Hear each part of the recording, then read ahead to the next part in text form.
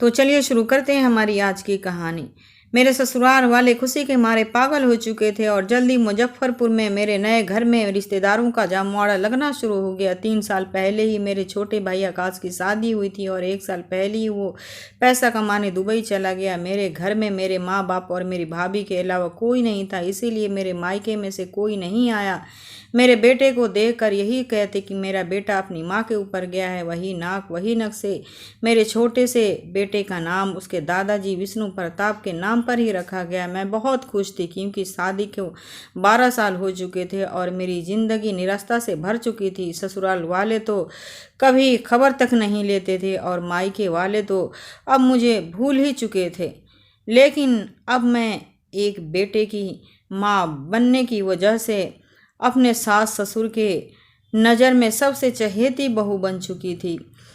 मेरी सास सुबह उठकर जब तक मेरे चेहरे ना देखती तब तक उनके दिन की शुरुआत नहीं होती थी।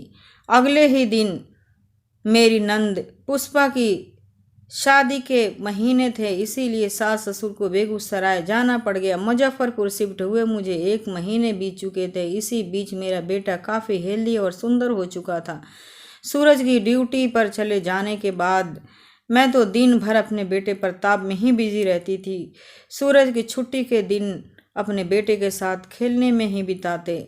मेरी नंद पुष्पा की शादी का दिन नज़दीक आया तो सूरज ने छुट्टी की अर्जी लगा दी और उसे 15 दिन की छुट्टियां भी मिल गई। 27 नवंबर की शादी थी और शादी में अभी 20 दिन बाकी थे। मुजफ्फरपुर से बेगूसराय की दूरी कोई ज़्यादा नहीं थी और 3 साल से हम लोग बेगूसराय भी गए नहीं थे, इसीलिए बेगूसराय जाने के लिए सूरज बहुत खुश थे। उनके साथ मैं भी बहुत खुश थी क्योंकि अब मेरा ससुराल मेरे लिए पहले जैसा नहीं था जहाँ मेरी कोई औकात नहीं थी। मैंने अपने सास ससुर को उनके वारिस दे दिया था, इसीलिए अब ससुराल में मेरी इज्जत थी। सूरज की ड्यूटी से जाने के 12 दिन